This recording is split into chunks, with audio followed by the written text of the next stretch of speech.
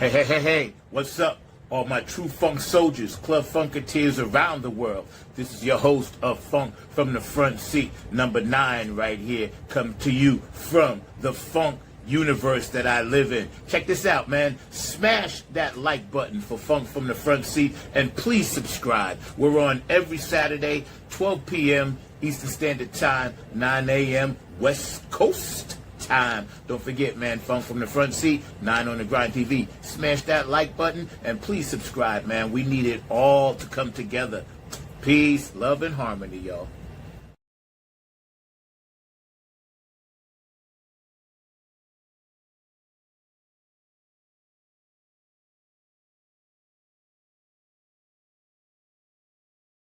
Our side for us and tell us a little bit about the writing process and the song itself. Yeah, so I that song I think has a really like important message to it. I wrote it in 2020 kind of in response to all the George Floyd protests, Yeah. and I felt very like helpless, and like I wanted to like do something about it, and like the only thing I can do is make music. So that was kind of me getting out my frustration and putting on paper how I felt about that. And I tried to make it universal enough to where it can be true for a lot of different scenarios. And it Oh, yeah. has Yes, rang it is. true for a lot of different things throughout Even the today. years.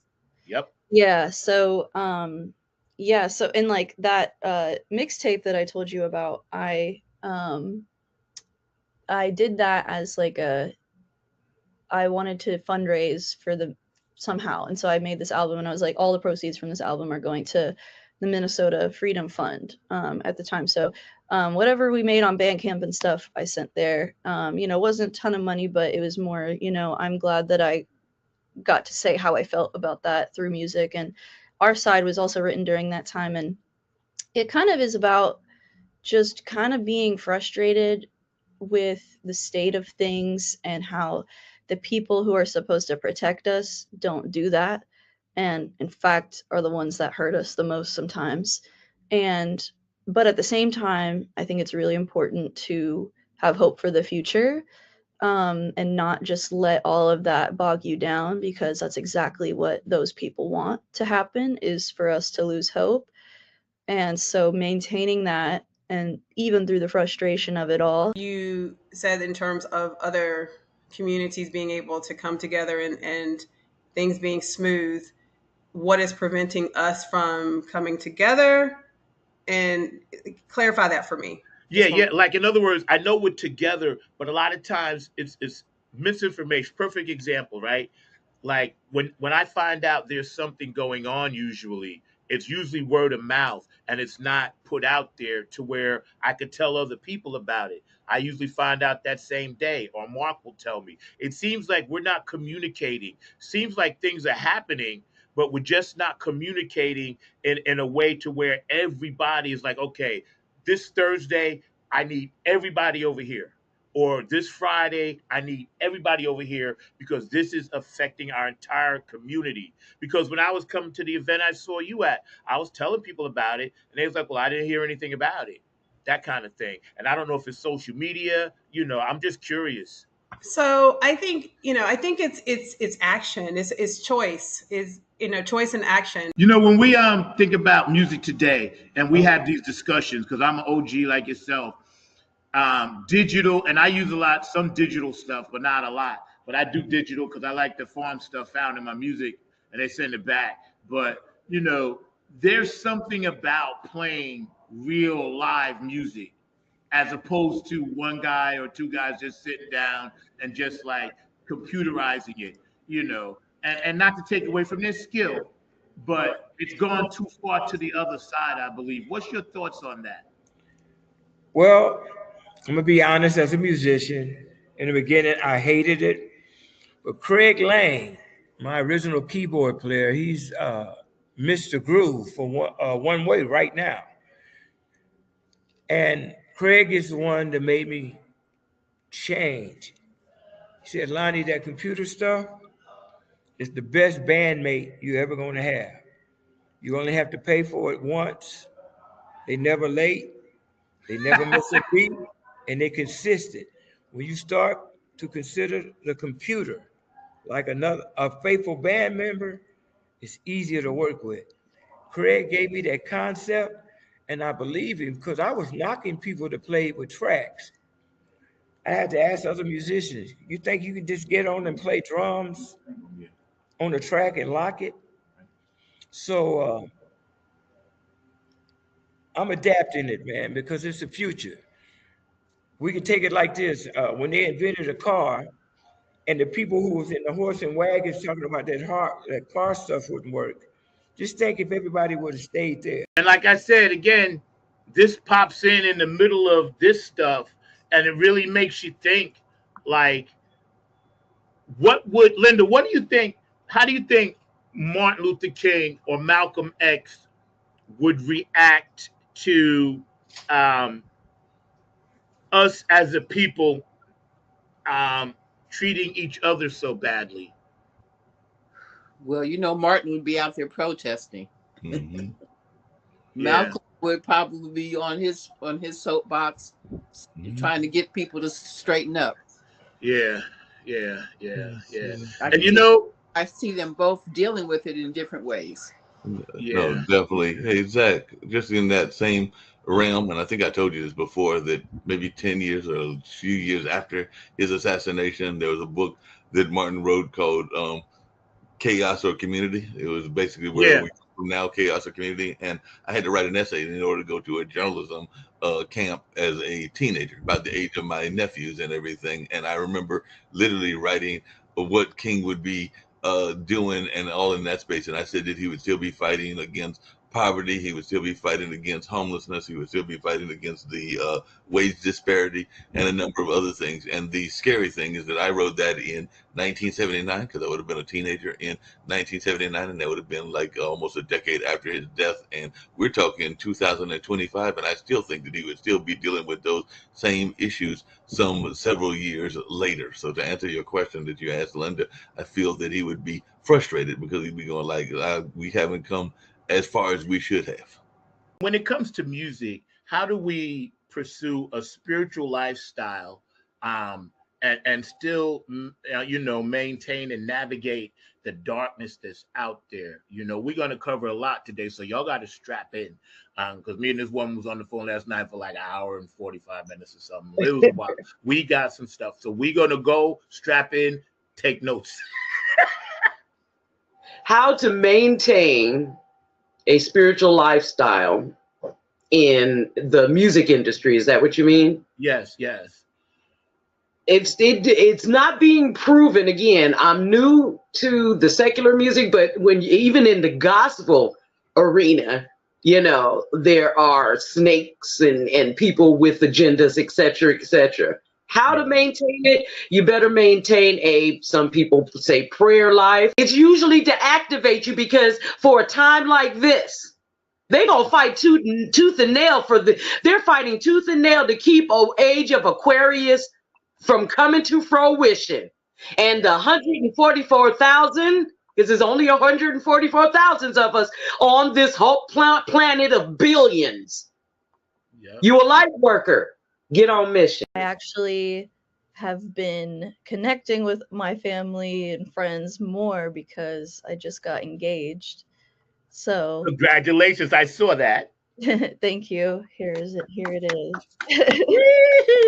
So been kind of reconnecting with people I haven't talked with in a while, and making plans, and everyone's been so supportive, so we really appreciate that. Hey, that's what's up, man.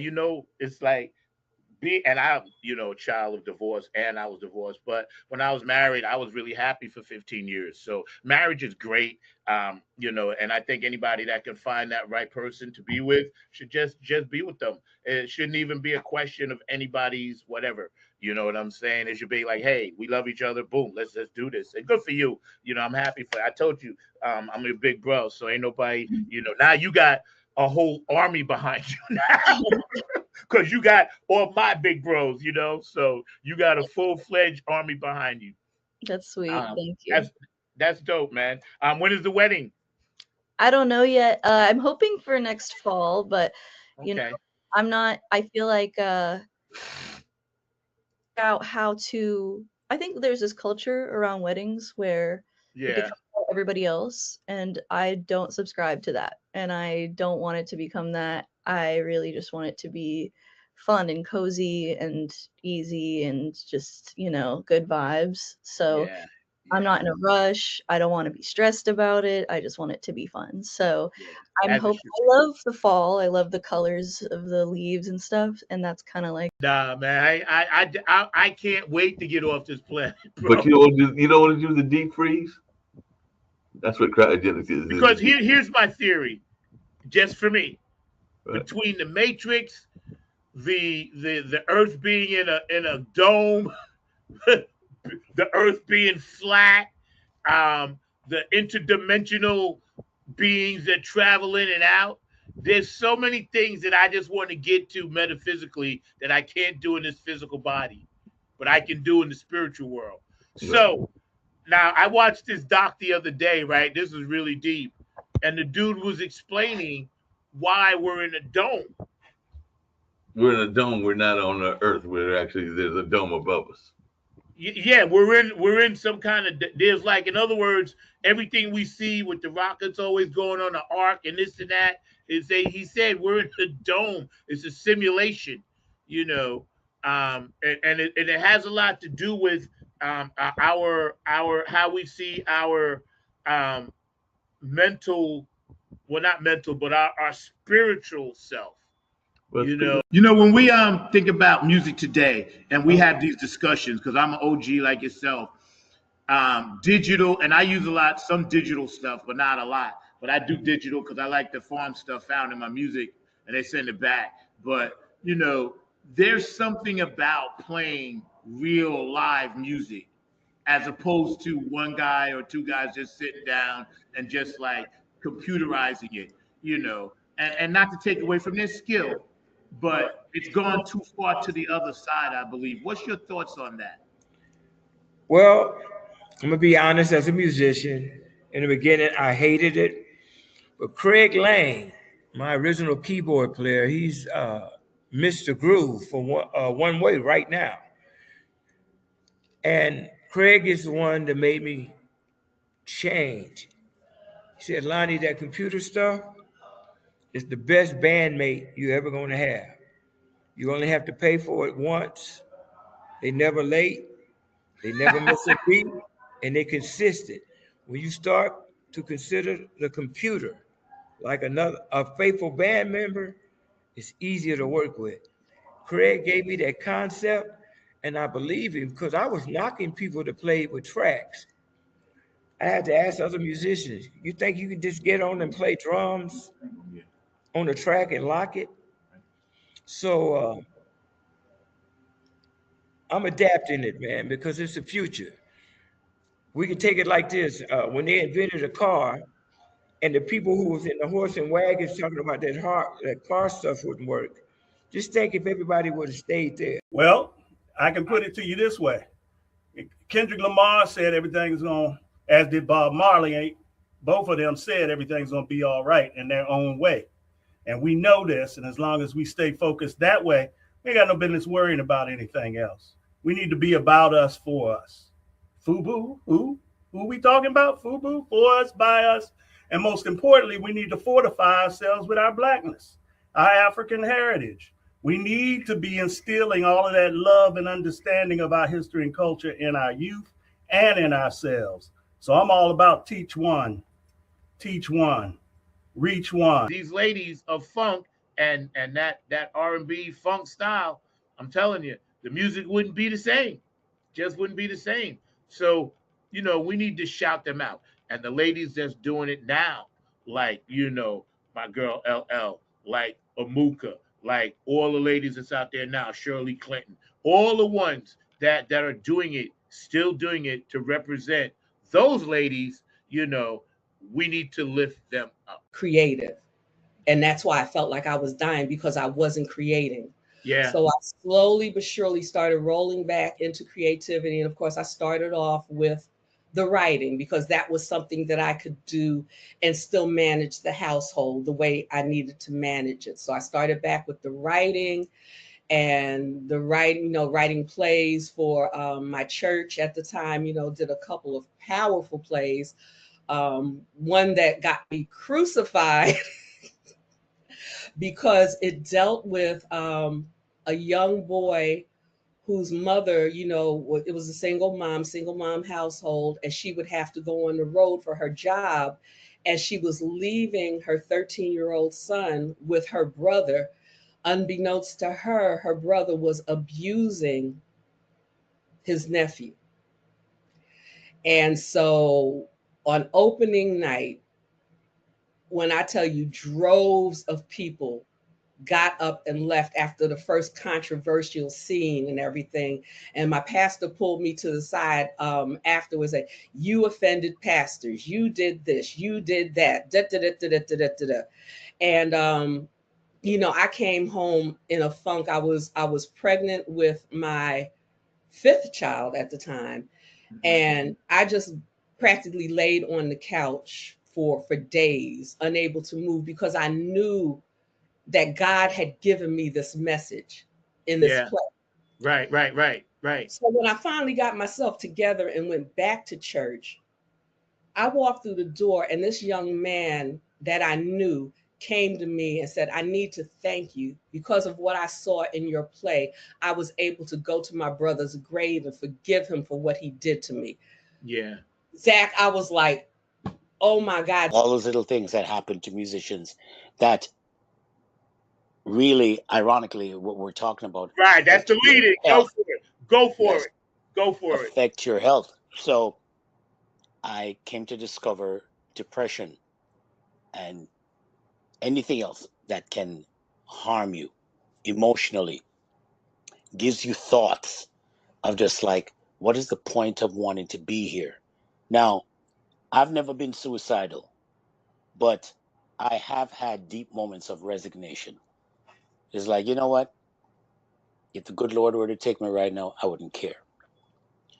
But for me to climb again, I realized that I had to do music for the love of it and without expectation. Now, that in itself is healing. I'd like to give a shout out to Curtis Wilcox, you know what I'm saying? Victor Taylor, Lisa Love. Y'all, thank you. You know what I'm saying? Y'all inspired me as well. Brother, you cold with the artwork, no doubt. No doubt about that. I'd like to give a shout out to my family here, my wife, my children. You know what I'm saying? Most of all, the ancestors. Wouldn't be here if it wasn't for that trail that led me here. Always follow your dreams, you know what I'm saying, and your plans to be successful, especially in the line of music. You know what I'm saying? Don't have no doubt. Don't never give up. Don't give up at all. You know what I'm saying? I don't care if it took you about 50 years or 40 years or 30 years to get it. When your time is your time, your time is your time. This is why connecting our health, and I stopped eating about like 6-7 months ago. I tried to curb it, and then about 3 months ago, I realized, okay, I can't eat anything after 9 o'clock, after sundown. Because what I did is I took a trip back to my ancestors, and I said, okay, if this was the 1700s, 1800s, whatever, right? Once the sun went down, unless you was on guard duty or something, everything was pretty much shut down. You didn't get up and go no midnight snacks and, I'm gonna eat a rabbit. You know what I'm saying? It just didn't work that way. But your body system was regulated more normally, and you, like you said before so eloquently, much more grounded. And I'm trying to get everybody around me to help me stay grounded so I can help them stay grounded. You know what I mean? Here's a good way to ground yourself. Yeah. Go outside, put your feet on some soil or on some grass, some real grass. Sit next to a tree, go by the water. You can also ground yourself with spiritual baths. Zach was actually on our last EP that we did for the previous P-Funk Ball in 2022. which had, Standing on the Verge on it, Red Hot Mama, Alice in My Fantasies, all that stuff. So it was awesome. How long have you guys been really into this whole funk movement, that second and third generation of it? Yeah, so I've always liked the Red Hot Chili Peppers, and that's actually how me and Brad here got. When we were kids, we started playing Chili Peppers music, and then when we were kids, we found out that George Clinton had produced an album with them, and so we kind of got introduced to Funkadelic kind of through them in our own way, but we didn't have to really start learning how to play any of it until Tony Cam asked us to do that Funketeers ball in 2022. Now think about this. Each and every person, think about how deep this is. When the male ejaculates, the sperm swims up, whatever, right? There's millions. So, and the brother was saying, young brother, he's like, he didn't feel like he was a winner. And I said, bro, you won the minute you touched that egg. And he was like, well, what are you talking about? I said, well, there were millions of sperm with you, and you were the one that made it. And he like, whoa, it just blew his mind because he never thought about it on a molecular level like that, right? And he said, wow. He said, tell me more. So I was telling him, that's the win. Because you wanted to live. You felt like you were better than everybody else, and you made it. You made it, right, to that egg. And once you get there, then, you, in your scientific, spiritual, godly, wisdom, said, you know what? I'm going to turn into something. And Bootsy Collins always says, or Patty always says, make something out of nothing. And when every one of you on this planet, if you ever felt that you are not a winner and you're not where you should be and you lost, I'm telling you, it's the wrong mindset. You already won. Out of the womb, you won. You're already a winner.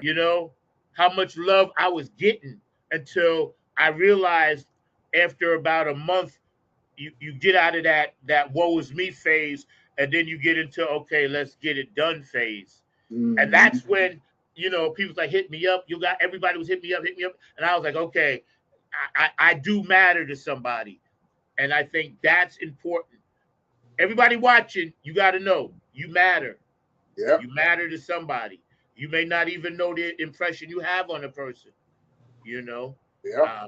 And so yeah, man, that's cool that he was able to pop in. Or maybe it was 96 or 97, and they have these very specific ideas about what the mothership means. I said, I'm a musician. I went to school for history. I think it takes a philosopher to write a book like that, because everybody has these real transcendent ideas about what the mothership is. And true that. So yep. I said, how about a 1975 book instead? And they said, okay, well, what does that look like? What does that mean? I said, well, Mothership Connection comes out at the end of 1975, but that's only a third of the story. You've got Chocolate City in April, changes the whole game. You got Let's Take It to the Stage also in April, changes the whole game again. Yeah. And then, they really set the stage for what happens in Mothership. And I said, and more importantly than that, 1975 is the only year where this band starts out in station wagons and ends up with platinum. That's the only year that's like that. Yeah, there is no other year, So I felt like that's the paradigm shift. People that are always positive and that are aware of the sign of the times. I call them the dark energy drainers because they're out there. And beware, everybody. I'm telling you, just beware, man, because it's crazy. You ever notice, like, when hip hop became a straight government commodity, that it went into every single commercial? Oh, definitely, yeah. Because I can see that they seen what it was. That through the music, because if you know sound, and you know how to manipulate sound and frequencies, you know how to go right into certain parts of people's brains. and bring your message directly into them. And you know, with music, how it grabs you, and they know they can grab the youth with it and inject it with all this garbage, man. It's like it's just like I said, it's like a bad science fiction movie, man. Because they seem when before they got involved, and we were doing music outside of the so-called industry, you know, and we have to love ourselves too. So I just wanted to run that by real fast because you know, I almost forgot about it, and I wanted to do it last week, but I got it in this week. So all month, you know, it's Mental Health Awareness Month for men and women. So you know, it's important, you know, and we got a comment, you know, now with Orange Man in the house, there will be more mental health issues, and you know, you are absolutely right. With love and the algorithms and the actual tones and notes actually are designed to interact with our DNA. Exactly. And that's why we felt so good. That's why they had to stop it, because they realized they figured out a loophole. We've taken everything from them. We've stripped them from their rights. We've stripped them from their heritage. We've stripped them from their language. And they still figured out a way to feel good. Yeah. We have to take that away. That's why they did it. And I'm going to get to George's comment on the other side. But George brought up something very interesting, and I'm going to put it up. He said, and this is really cool, the record industry got nervous when people went independent and when social media came out. So they made reality TV talented bullshit shows. And that's all they are. Thank you, George. Because what they do, they're cheaper to make. And I just saw something on this the other day, a documentary. The subject quickly changed as the speaker went on to tell us that the respective companies we represented had invested in a very profitable industry, which could become even more rewarding with our active involvement. Damn. He explained that the companies we worked for had invested millions into the building of privately owned prisons, and that our positions of influence in the music industry would actually impact the profitability of these investments. Really? Then he says, I remember many of us in the group immediately looking at each other in awe and confusion. At the same time, I didn't know what a private prison was, but I wasn't the only one. Sure enough, someone asked what these prisons were and what any of this had to do with music. We were told that these prisons were built by privately owned companies who receive funding from the government based on the number of inmates. The more inmates, the more the government would pay these prisons. It was also made clear to us that since these prisons are privately owned, as they become publicly traded, we'd be able to buy shares. Most of us were taken back by this. Again, a couple of people asked what this had to do with us. At this point, my industry colleague who had first opened the meeting took the floor again and answered our questions. He told us that since our employees had become silent investors in this prison business, it was now in their interest to make sure that these prisons remain filled. Our job would be to help make this happen by making music which promote criminal behavior, rap being the music. The record industry and prisons being linked together, right? It's like, how do we get everybody on that page? Because a lot of people don't even know that. I talk to people a lot of times. I was like, are you aware that so-and-so owns prisons?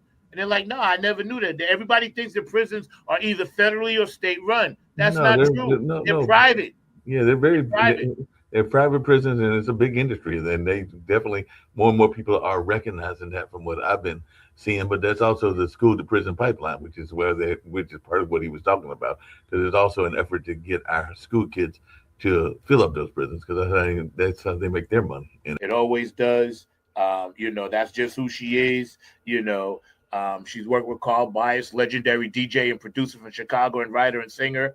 And she's on, her new label, A&O Records, putting an EP out that's coming in the spring, Treat Me Right, and the vinyl is This Is My House. So she definitely is embarking and doing things that she said she was going to do right on this show years ago. I remember, visionary, bold originator, and empress goddess, which she is. Oh my goodness, is revolutionizing the music industry with her blend of singing, songwriting, dancing, music production, DJing, sign language expression, art, and scholarship, infused with the dynamic theatrical personality that embodies the essence. I just stopped by just to give a message of hope, a message of peace, because as a musician, we have an obligation to spread love. We have an obligation to at least let the people hear through our music that there is hope. Let the people around the world and around the nation know that when you hear the sounds, it's coming from the heart. And we're dealing with a lot of issues that perhaps our generation didn't think that we would ever see. I know my father and my mother and my grandparents, they saw these days and they struggled through it. But here, listen, those days are here now and we have to deal with it. But if we can just keep our heads together and hold on and keep our minds straight, better days are going to come. Music brings people together. Always has, always will. It's like it's just the rhythm and movement of our lives. It's the soundtrack. Like without music, life would be very boring. There'd be no soundtrack to it. Certain songs bring you back to that day. You know what I'm saying? So for that moment, certain songs bring you back to that day. We've actually got a exhibit up now at the center that is showing the history of the Blues Festival and their pictures back when I had black hair and everything like that on the beard and everything like that. So then was hosting, but yeah, those pictures, and there's like some people that were associated with funk that are in some of the pictures, because there's pictures of Isaac Hayes and Jerry Butler and folks like that played at the Blues Festival, and just going back and seeing those pictures and reflecting on those days, and hopefully they'll find a way to bring it back at some point or another. But yeah, you're right. It's the soundtrack of life, and sometimes, as I've said before, even listening to nature is a part of our world soundtracks. A lot's been going on in the world before we get the Funkavinci in, but he just beamed me in a little something in my earpiece to tell me that Sir Nose was trying to funk with him. But we know Sir Nose is devoid of funk, so we can't let him mess with it. And I see my brothers back there now, ready to land in a minute. They're prepping the landing pad so we can get his ship in here. But mad shouts out to anybody that has a birthday today, or if you're having to deal with a transition of some sort, or if you have an anniversary, don't forget Funk from the Front Seat. We love you. And I hope you guys did get out and vote and do your best out there. I saw there was a little bit, happening. So that was good. And it's also, a few people that I know just want to shout out, my nephew Patrick. I know he's dealing with some things in Virginia, and my dog up at DC Terry, of course, and shout out to the people of Kentucky. I know they had a tragedy. I might miss some tragedies because we're having them every day, so I'm trying to keep up with them, but I know that's got to be rough on that town and on those people. So all we can do is just try to keep it steady and keep the ship steady until we can land this aircraft and get some new people up in here that's gonna drive this thing right. Yep, they're saying the new rules for Spotify for artists in 2025 and what they mean for you, and this was definitely just came out. So Spotify has changed again, but this time it's not about new interface or playlist algorithms. It's about how artists grow on the platform and who gets rewarded for doing things right. If you felt like Spotify growth has become more unpredictable lately, it's not your imagination. The platform has shifted to prioritize deeper engagement, smarter promotion, and long-term listener behavior. What worked in 2022 or even 2023 won't cut it in 2025. But if you understand the new rules, you can turn the chaos into clarity and the algorithm into your ally. Nation under our roof, getting down just for the funk of it. One nation and we're on the move. Nothing can stop us now. One nation under our roof, getting down just for the funk of it. One nation, we're on the move. Nothing can stop us now. Do you promise to phone? Do you promise to phone?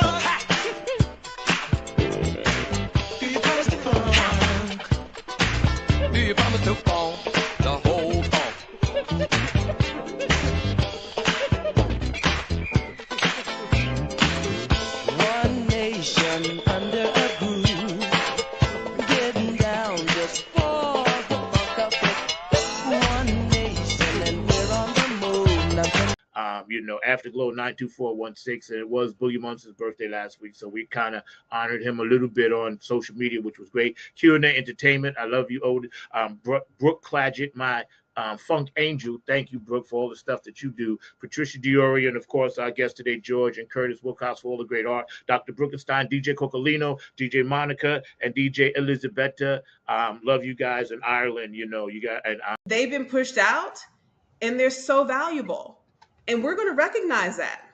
We're going to recognize that as a workforce and as economic drivers. The world can't. The world requires people who create, right? Everything that you see requires an artist, their hand to it.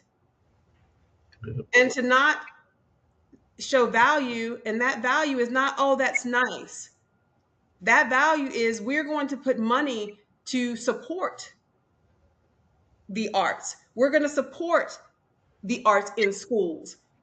We're going to support entrepreneurs who want to contribute those talents in corporate. I mean, there are so many ways in terms of looking to the arts and how we support. So I worked with North Carolina Arts Council, and that was my job. My job was to be able to receive applications, to look at work that was presented. Specifically, my world was dance, of course. But my colleagues had a very similar process. And immediately when I got it, I started to understand, oh, this is why we aren't receiving monies. This is why, oh, I didn't get that grant. And what I will say is, beginning and end, middle and end of the day, it is about who is in the room to review your work. It's very subjective. And so if you don't have someone fighting for you, right, then the chances of you getting that shot, and sometimes it has nothing to do with your ability and your talent.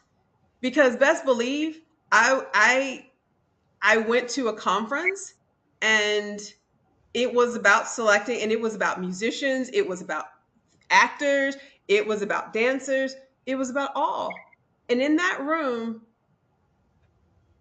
I was the only woman, and I was the only person of color. Man, it's just all messed up, man. You know, it's like, you know, people depend upon our leader to support us and help us and keep us in well-being, you know. And man, and he's just pulling all that stuff off, man, just taking it away, man. Little kids not eating, you know. Racist, well, you know, I like their music and I like this, but I'm still got my messed up beliefs. But I don't know, even changing them a little bit is something, you know. Yep. I don't know. I don't know if I'm making any sense, but you're totally making sense, because we're getting comments. Dr. Brookenstein, our young people need to hold on. Sorry, my bad.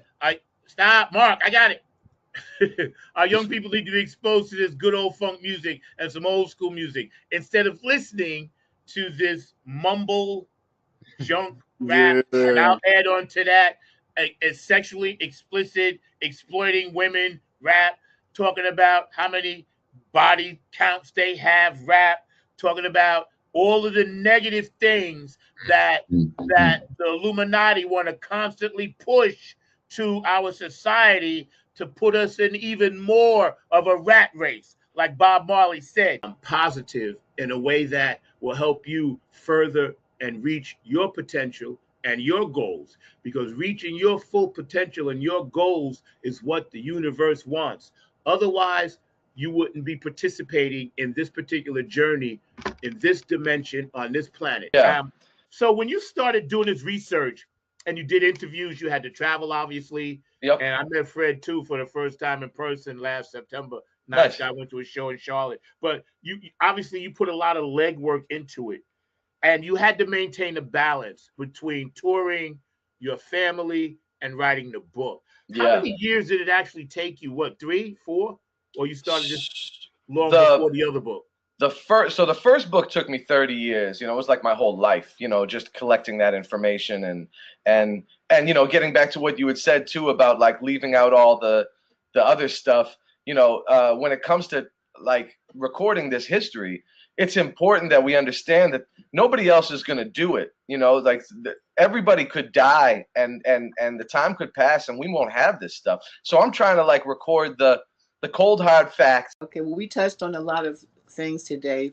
Juneteenth, especially in Rosewood and Tulsa, those are some serious things that our country has kind of tried to put to the side and not acknowledge, because I guess it's embarrassing to see how intensely negative they were about with Black people for so many years, and still kind of doing the same kind of things in different ways.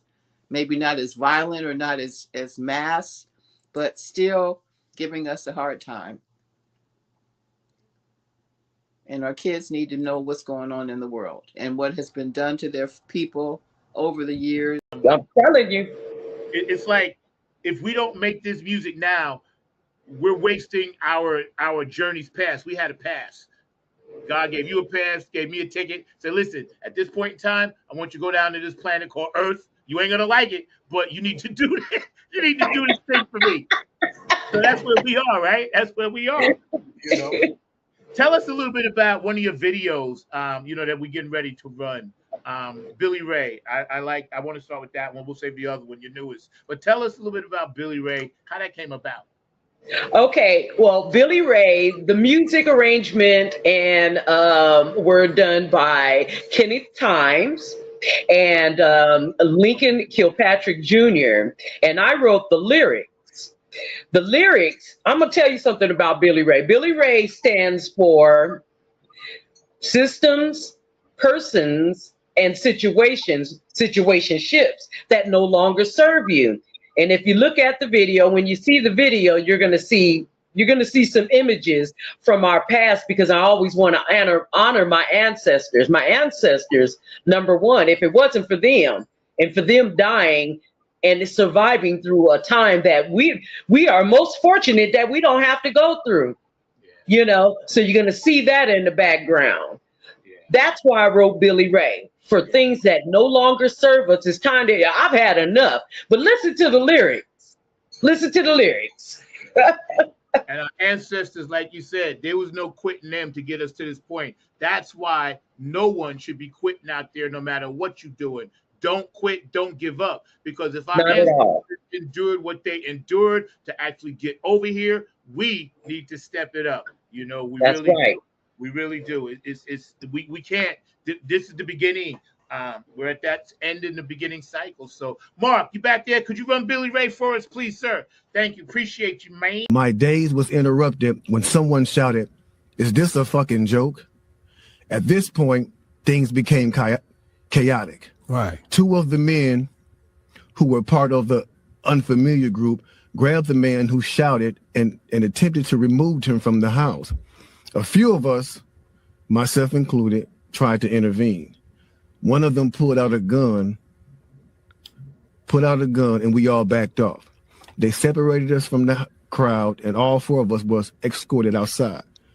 My industry colleague, who opened up the meeting earlier, hurried out to meet us and reminded us that we had signed an agreement and would suffer the consequences of speaking out about this publicly, or even those who attended the meeting. So the problem is, when we don't make any money to support ourselves, we still push even harder, because for a lot of us, it's really not about the money, you know. And some of us, I've been blessed to do it and, you know, do what I do. So I'm very fortunate in a few different projects that actually, you know, we get paid. So, you know, but selling merchandise is a big part. So go to her site, buy a t-shirt, you know, a hat, something, you know, just to say, you know, it's cool. You know, we appreciate what you do with the music and the music scene here. It is growing.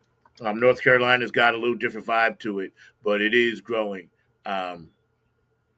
You know, and we'll see where it takes us. Oak City Music Collective, incredible management company. They're making sure that, you know, the venues are are responding to what we're putting out, and that's good to see. Of course, the Shikori Hills and the other festivals that they have in the area, they're always going to be there. So it's nice to see that this area is still sustaining itself in the music game, despite what other economic issues and woes that we may be going through, and that's something that I wanted to holler at you all about. I'm telling you. It's like if we don't make this music now, we're wasting our journeys past. We had a pass. God gave you a pass, gave me a ticket. Said, listen, at this point in time, I want you to go down to this planet called Earth. You ain't gonna like it, but you need to do this. You need to do this thing for me. So that's where we are, right? That's where we are. Tell us a little bit about one of your videos, that we're getting ready to run. Billy Ray. I want to start with that one. We'll save the other one, your newest. But tell us a little bit about Billy Ray, how that came about. Okay, well, Billy Ray, the music arrangement and were done by Kenneth Times and Lincoln Kilpatrick Jr. And I wrote the lyrics. The lyrics, I'm going to tell you something about Billy Ray. Billy Ray stands for systems, persons, and situationships that no longer serve you. And if you look at the video, when you see the video, you're going to see some images from our past, because I always want to honor my ancestors. My ancestors, number one, if it wasn't for them and for them dying and surviving through a time that we are most fortunate that we don't have to go through, so you're going to see that in the background. That's why I wrote Billy Ray. For things that no longer serve us, it's time to, I've had enough. But listen to the lyrics. Listen to the lyrics. And our ancestors, like you said, there was no quitting them to get us to this point. That's why no one should be quitting out there, no matter what you're doing. Don't quit, don't give up. Because if our ancestors endured what they endured to actually get over here, we need to step it up. That's right. We really do. We can't. This is the beginning. We're at that end in the beginning cycle. So, Mark, you back there? Could you run Billy Ray for us, please, sir? Thank you. Appreciate you, man. And as well as your crew. Yeah. Who are some of the people lately that you've been working with? I know I see a lot of people. I don't know a lot of them, but can you share some short stories of some of the amazing people before we start running down some of your short clips you sent us? Okay, so Ontaria Kim Wilson we actually worked together on the gospel adaptation of The Wiz, which was called The Gate Called Straight, which was directed by Stephanie Mills.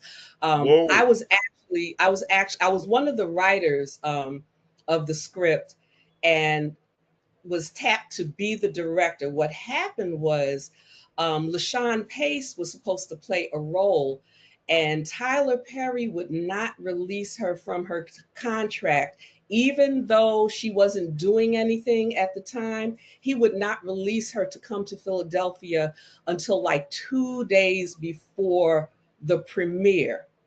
So, the production team started scrambling. Bill Jolly, who was the musical director, said, well, I can reach out to Stephanie Mills and see if she would, take the role. So he did. And Stephanie said that she wasn't interested in acting anymore, but she would be interested in directing. Right. So they brought Stephanie in to direct, and they moved me to the role, which was like what was one of the biggest blessings. I actually was able to bring Sarah Dash from LaBelle in to play opposite me. So she played my mother. I was Mrs. Blocker, who was the equivalent of the Wicked Witch of the West. So, baby, it was an amazing experience. You said in terms of other communities being able to come together and things being smooth, what is preventing us from coming together? And clarify that for me. Yeah. Like, in other words, I know we're together, but a lot of times it's misinformation. Perfect example, right? Like when I find out there's something going on, usually it's usually word of mouth, and it's not put out there to where I could tell other people about it. I usually find out that same day, or Mark will tell me. It seems like we're not communicating. Seems like things are happening, but we're just not communicating in a way to where everybody is like, okay, this Thursday, I need everybody over here. Or this Friday, I need everybody over here because this is affecting our entire community. Because when I was coming to the event I saw you at, I was telling people about it, and they was like, well, I didn't hear anything about it. That kind of thing. And I don't know if it's social media, I'm just curious. So I think it's action, it's choice, is choice and action. But they were just red hot for the groove and the sounds and the sights and all the things that go into kind of laying it out there, because we all descended from Bootsy and George and them, George and all his people, Bootsy and all his people, and all the funk bands, Zap, you name them. We all descended from that. That's why when I was at the festival, I was telling, there was a part where I was saying, and we're going to actually do a documentary on both of these and our trip and document everything. But that's one of the things I wanted, and it's probably one of the reasons why I haven't been able to put a band together for years, because it is hard to find people to commit to that kind of dynamic. Yeah. To give it all up, to spend the time to do it. Because here's the thing, I don't know if this is to my advantage or detriment, but I grew up playing classical music, classical guitar. So with classical music, there's just a certain discipline. You have to practice. You don't get to feel the music a lot because the feelings are written on the sheet for you. When to rise, when to decrescendo, and so on and so forth.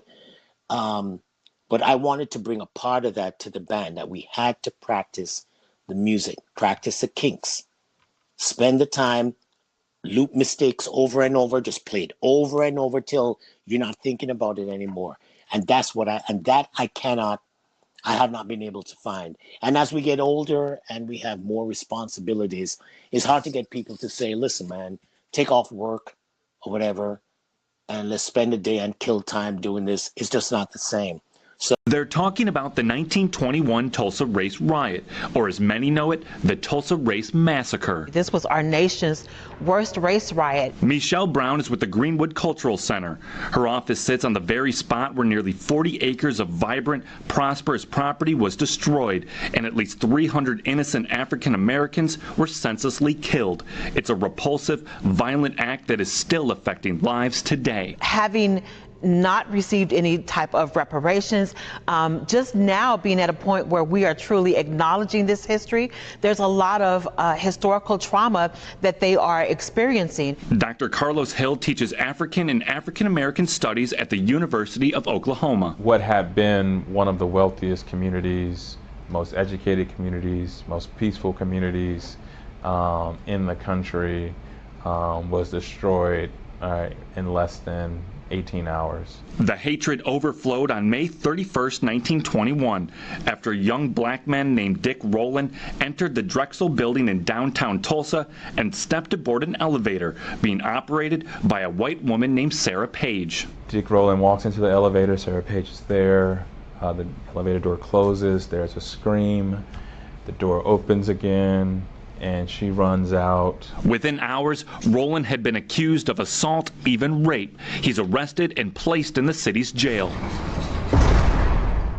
Newspapers in town begin to run their version of the story. They're really trying really, really hard, but it just seems like it's a slower process because people move slower in the South. And that's always the issue that I have. It's not like we're not getting it done. It's just that the pace that it's on, we're in a race with a dude that's trying to erase us. So it's like the tortoise, we're like, okay, we got to keep up because this dude is literally going through the landscape, just chopping everything in sight. It's funny, like unless you were there, it's hard for us to explain to people what that area was like. You had CBGBs, Rolling Stones walking around in there, discovering living color. You had the wetlands, everybody was there. Then you had Izzy Bar, Club Life, the Elbow Room, yes, the Red Lion, the Lion's Den, New Music Cafe. Yes. Do you remember Gonzalez? right on No. Broadway. Gonzalez was this Mexican restaurant, but they had entertainment in the back, and a lot of bands played there. So it was right on Broadway, very close, just before you get to Houston Street, going south. Right.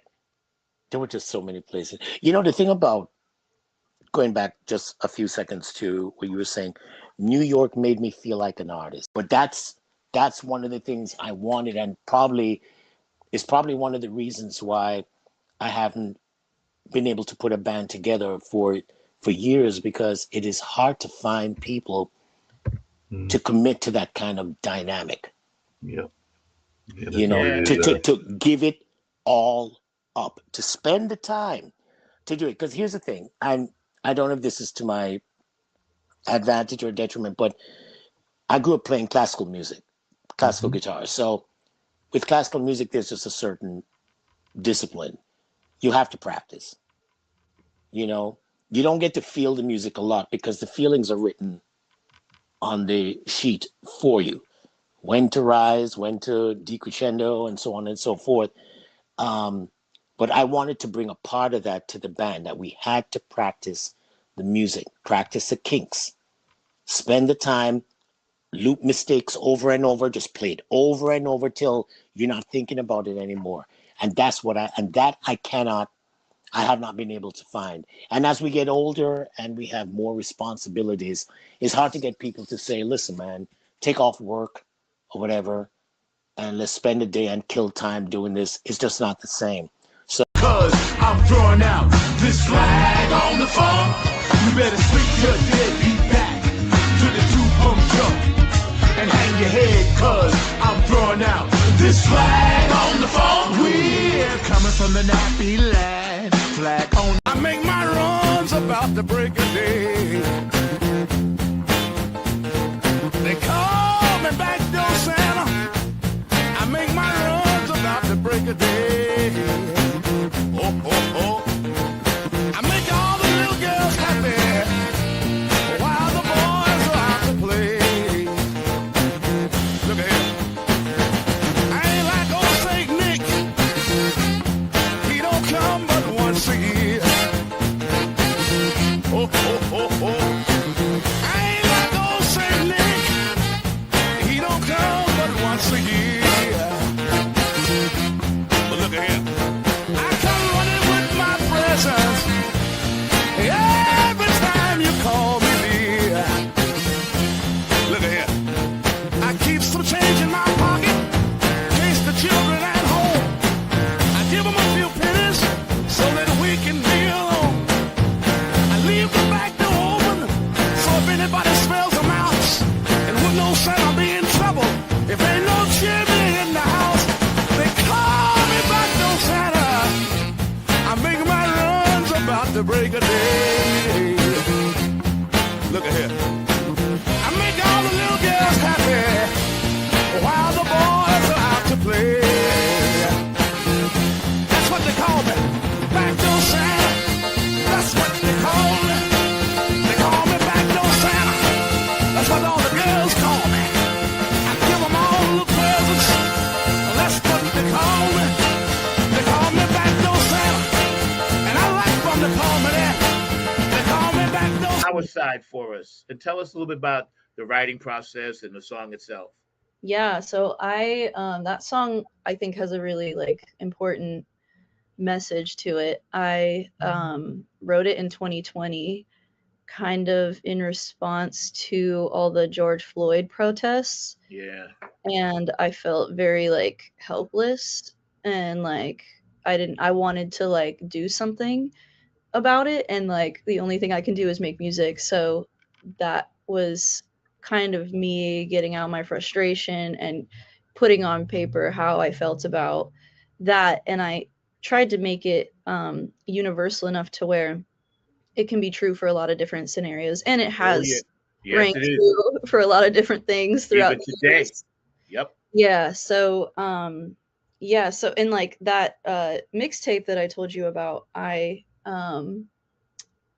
did that as like I wanted to fundraise for the somehow. And so I made this album, and I was like, all the proceeds from this album are going to the Minnesota Freedom Fund at the time. So whatever we made on Bandcamp and stuff, I sent there. Wasn't a ton of money, but it was more, I'm glad that I got to say how I felt about that through music. And Our Side was also written during that time. And it kind of is about just kind of being frustrated with the state of things and how the people who are supposed to protect us don't do that, and in fact are the ones that hurt us the most sometimes. But at the same time, I think it's really important to have hope for the future, and not just let all of that bog you down, because that's exactly what those people want to happen, is for us to lose hope. And so maintaining that